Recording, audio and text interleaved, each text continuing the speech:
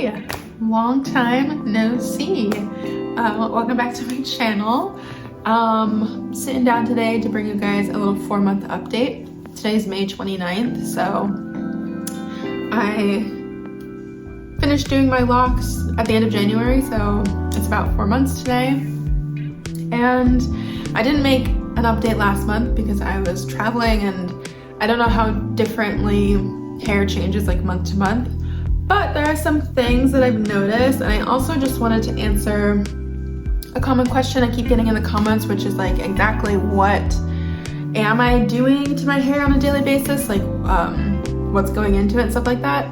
So let's just get into it. So this is what my hair looks like right now, today. Things that I've noticed since my 2-month update, I haven't had any more unraveling, although my hair is definitely not locked like anywhere. It's kind of forming, kind of clipping together. I'm not sure the like legit terms for how you can tell what's happening in the locking process, but I don't know. I have like these little like balls on the ends, which I feel like I remember from other times that I've had locks is how you can tell that it's like gonna be locking up the shaft. So I've been trying not to pull those off when I feel them. My hair is like a little more weighted. I mean, obviously it's like, there's not that much weight to it, but that also tells me that it's locking. So I think I told you guys before that I have been interlocking to maintain, and I was doing 2-point rotations like up until this week, just because 2-point can help you have like the maximum volume. But I'm pretty sure that's why I experience like 1 or 2 locks right in the back coming out like every time I wash my hair, because 2-point rotation isn't that tight, and so it just like slips out really easily when your hair is wet.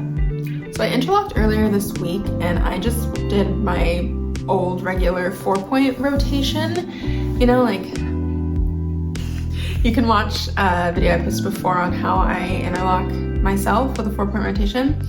But yeah, I did that earlier this week, and I can already tell the difference. Like it feels a lot more secure. My hair kind of like laid down more afterwards. So I'm probably just gonna keep doing that. You know, I really wanted the maximum volume, but I think I have probably like around 300-ish locks. So it's gonna have volume on its own, and I don't need to do anything else for that. Also just like easier for me. So that's the only major update in like what's changed. Is just like my interlocking method. I've been struggling not to trim my hair because, you know, I cut it into a pixie cut. The pixie cut is growing out, and I think it looks good, like from most angles, but sometimes I do have to go in the mirror and kind of like, you know, do some of this, which I don't love. I'm a low maintenance gal, you guys know that. I don't like wearing things or like having a hairstyle, whatever, that requires like touch-ups throughout the day.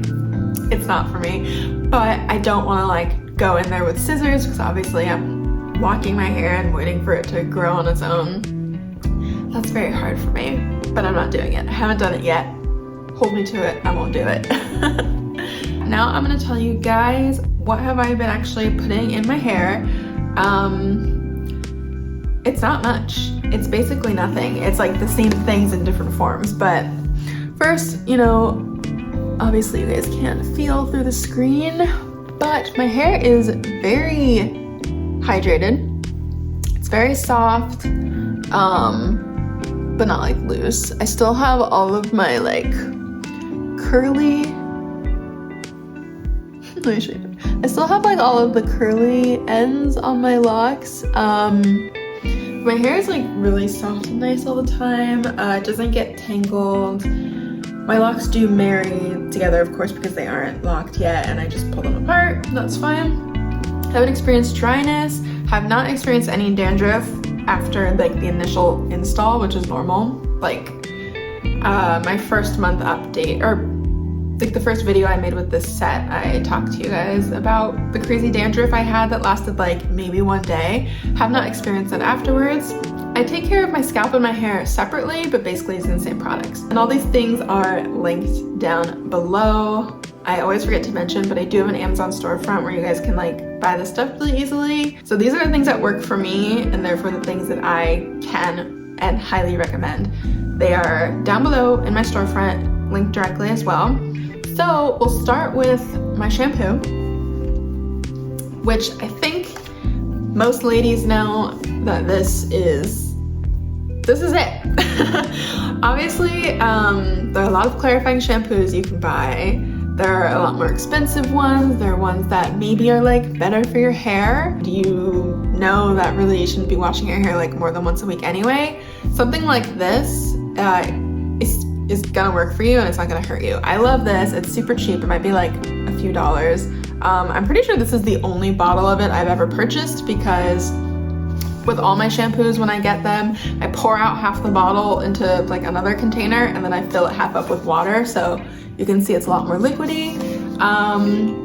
In my last update, I showed you guys how I shampoo my hair, which is like, you know, because this has like a squirt thingy on the end, and I definitely use like way too much shampoo, but I don't think there's any harm in using like too much shampoo other than going through the product faster, which I don't mind.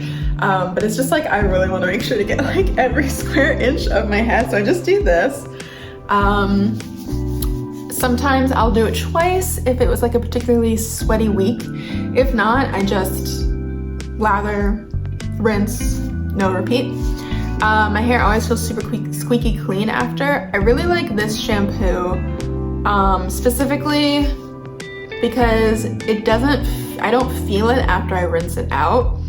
And I don't think that this is like, yeah, this isn't like a sulfate-free shampoo. I don't know if it's silicone-free, but the other clarifying shampoo that I've talked about on my channel, the Odell one, which I still have, but like I only use one thing at a time, that always, like, it sort of feels like there's a residue in my hair afterwards.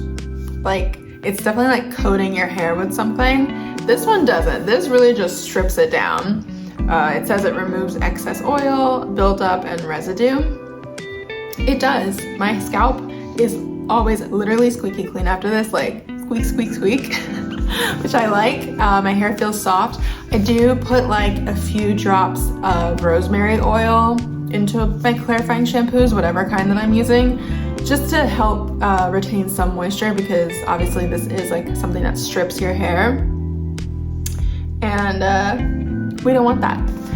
Well, you do want that. You want to strip out the bad stuff, but you also want to like be taking care of your strands at the same time if you can. And obviously 4 months in, I'm not using conditioner, so rosemary oil also helps with that. It's sort of like it's moisturizing your hair at the same time that you're washing it, so it doesn't feel excessively dry when you get out of the shower.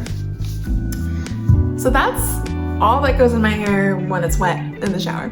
When I get out of the shower, I always wait for my hair to like be 90% dry before I put oil in, just because oil and water don't mix, obviously. And I feel like it just sort of like stays on my hands, and I don't like that feeling. So once my hair is mostly all dry and my scalp is like totally dry, I oil my scalp with this mixture, which is grapeseed oil with rosemary essential oil in it.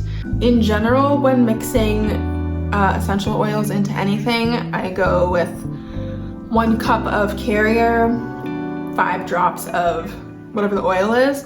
This is a small bottle, so there's probably only like 1 to 2 drops of this in here. I don't exactly remember. I don't refill it often. It's a small bottle with a dropper. It's an amber glass bottle. I think I got it from Whole Foods. I like this because it's just like better for essential oils. And all I do is I fill this dropper up completely. And I'm not gonna do it now because my hair is not dry right now, but I use the dropper itself like an applicator tip, and I go like this. You know, I'm doing my scalp, not my hair, so I go all down to my scalp, and I only use 1 dropper full. And once I've like put it evenly distributed, then I go in with my fingers like this. So I make sure every inch of my scalp is being moisturized. And doing this sort of like scalp massage also stimulates hair growth and helps to keep your hair softer and moisturized for longer. I think a lot of people go really ham with like moisturizing their hair directly, but your hair strands are like a dead thing. You can't do, I don't know, I don't think applying things directly to your hair is like the best. It's good, but I think it's even better if you do your scalp where your hair is growing out of, like your actual like follicles, you know? So I do this, feels so good.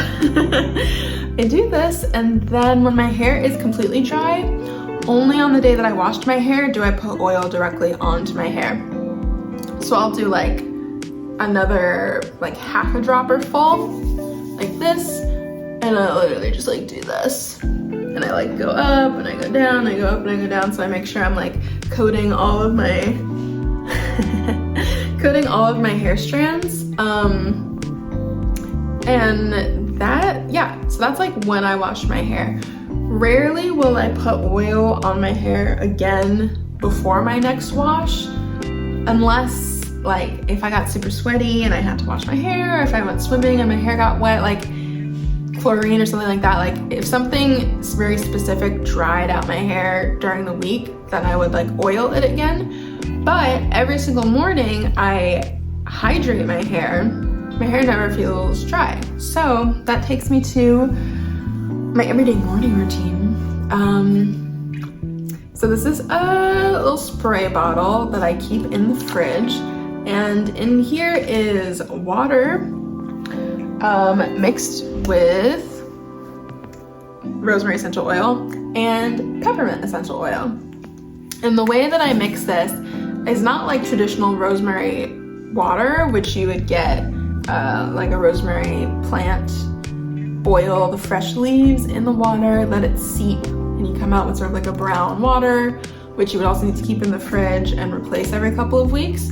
I have done that in the past as well, but since my locks are only 4 months old, and that rosemary water like made that way kind of makes your hair grow like a weed, I don't want that, because that, I feel like that will increase my chances of having a lot of like marriage and tangles and stuff. Like if your hair is growing so fast, faster than it can lock, I don't want to have like, you know, like an afro with locks growing out of it. I just feel like that would be really stressful to try to like separate my hair all the time, and my hair already grows really fast. Rosemary oil on its own still can be like a hair growth aid, but I don't do anything that crazy with it.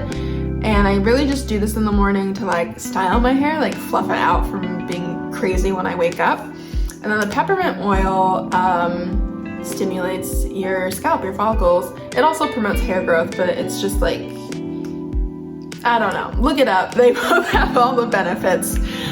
Just both like peppermint and rosemary are things that I would recommend dropping a few drops into like everything that goes in your hair. As you can see, like rosemary oil is in everything that I put in my hair. But I like, you know, diluting it in the ways that I do, because then my hair is never oily. It's just like always moisturized, always hydrated. And yeah, so I take this out of the fridge. Cold water tightens coils, so I think that helps in the locking process as well. And you know, when I wake up, my hair is like usually like sticking straight up. It's like all matted down, and I'll just, you know, I'll like spray and I'll like fluff my hair like this, and I do it all over, and it really doesn't take that much.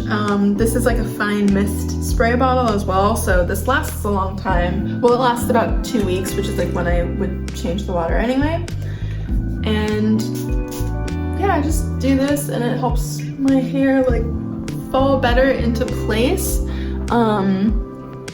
I don't actually like style my hair. It just falls in the way that it was cut originally, which like, you know, now it's growing out, so I sort of have this big bang moment right here, kind of like doing a little throwback. It looks very much like the haircut that I had in high school. I think it's good to like wet your hair every day, and obviously this doesn't make it soaking wet, but getting each place saturated. And also I'll like do this, and like spraying this directly on the scalp also just feels so good. So this is good for both scalp and your strands of hair.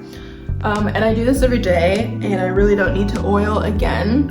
I still plan on making like a dedicated video to exactly how I make this, but it is so straightforward. As you can see, it just looks like water.